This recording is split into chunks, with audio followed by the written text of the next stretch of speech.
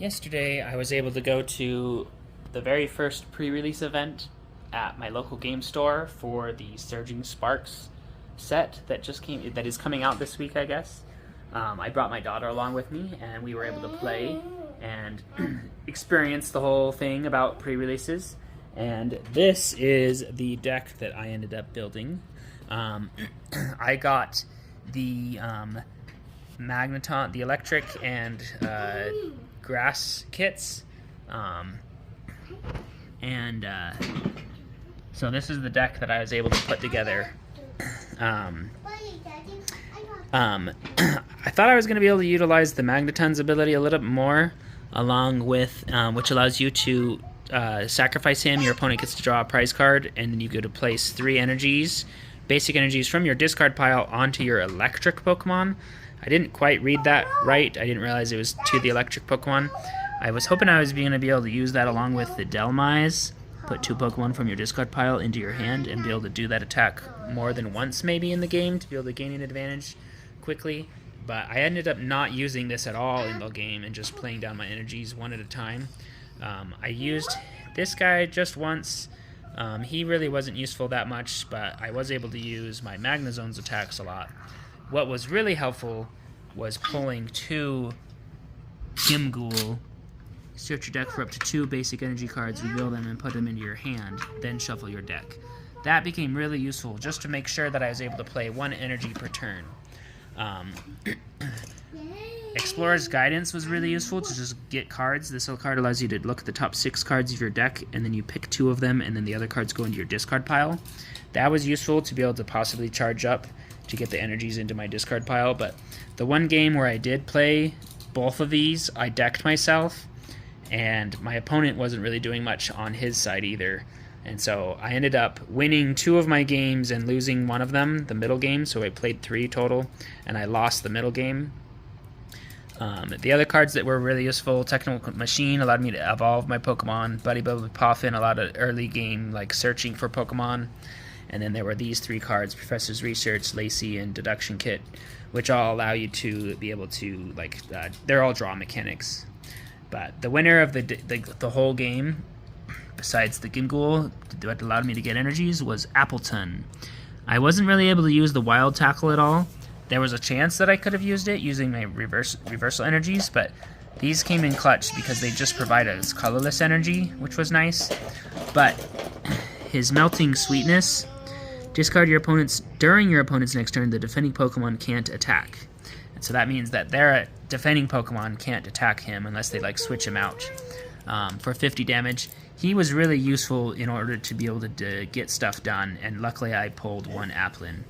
My daughter, in her pack, she pulled, not Appleton, it's the other guy that evolves from Applin. She pulled 2 of them, but she didn't get any Applins, and that was right in her deck colors. She was playing the Fire Grass. So, overall, this deck worked fairly well for me. The one time I lost was because I decked myself, and I should have probably won that game. I never actually used Tapu Koko, and I didn't really use either of these guys' attacks too much. There was one game that I was winning where I was able to use their attacks and had very little cards in my discard or in my deck and be able to do lots of damage. Some of the cards that I didn't really use at all were these down here: Rare Candy, Clement's Questions, is that what it is? Quick Wit, that's what it is. Dusk Ball, and Gravity Mountain. I probably shouldn't have included this. And in my deck, I ran a total of 10 energies, I think. That was one of the first things I limited myself to, because I knew I was going to be able to probably get my energies out. My daughter was very nervous and excited to be able to go to the tournament.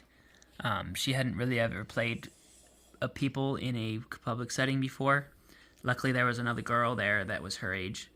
She pulled the Fire and Grass kit, which was Gouging Fire and the same grass kit that I had with Rapska.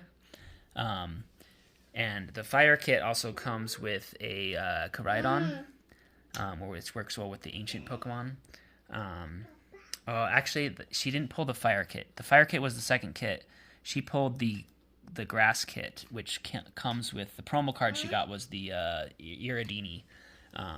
But this was her deck that she played with. I'm glad that she got this because the Gouging Fire is a much more simple attacker. You just place your energies down and then he can deal lots of damage.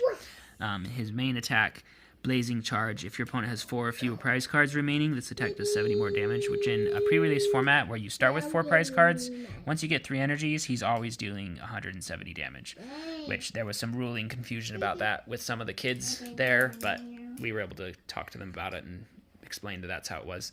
She basically got Gouging Fire out every single time and was doing her lunge out attack until she got the 3 energies. She mentioned that there was one time that she got her Paldean Taros out and was able to do her rear kicks a few times. And then she said she never really used this guy and then was able to use Koraidon one time. I had actually made a mistake, so it was hard because I had to build her deck and my deck in the 30-minute allotment. And she actually did not have a Primeape in her deck, which I didn't realize until later, that she couldn't evolve this evolution.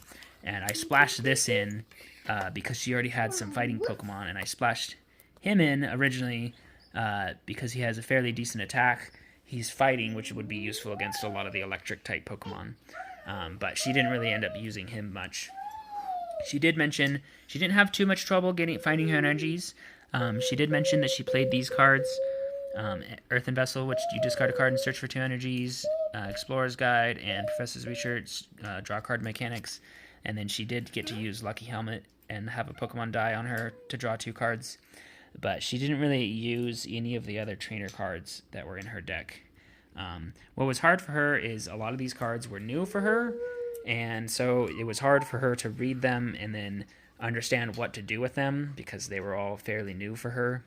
And I kept going and checking on her to see how things were going, and she was also playing against the other kids, and so some of them didn't know exactly how to play. There were a total of 4 young kids. 2 of the boys didn't know how to play very well, and then the other girl that Rowan became friends with pretty quickly after they met and stuff, she knew how to play really well. So I actually ended up playing one of the boys, and he was trying to not cheat. He was just trying to do things, not understanding what they actually did. But yeah, that's what her deck was. I thought she did very well in the tournament and did just well in meeting friends and having fun. So I'm glad that she enjoyed the whole experience. Some of the notable cards that we got was Magneton Blower. Rowan actually pulled this, but I didn't feel like it was probably good enough to be able to put in the deck. I got this Palisand, and there were a few people that put these guys in their deck, but it wasn't in my colors at all, so I didn't really include it. And then Rowan also opened this Castform, which I almost stuck this in her deck since it was fire, but I didn't feel like it really synergized with what she was trying to do. We had gotten a Full Art Phoebus and Milotic.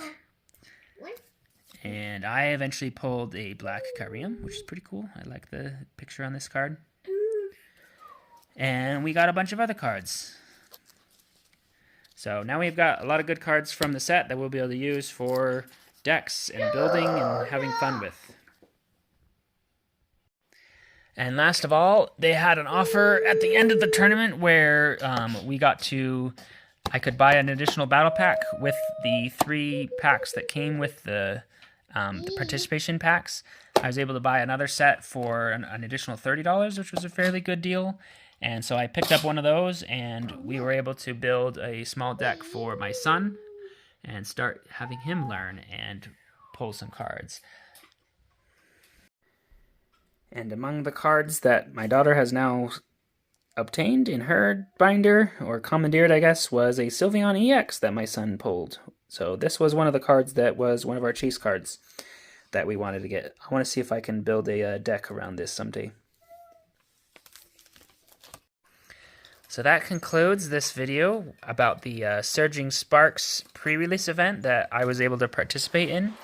And hopefully I can build on the decks that we got and make them part of a story possibly that I want to do, where we make our decks better and better. And I'm really glad that my daughter was able to go and have a fun experience. So maybe you should go to a future pre-release and participate and help younger kids learn how to play the game. All right, guys, have a good one. Take care. Bye.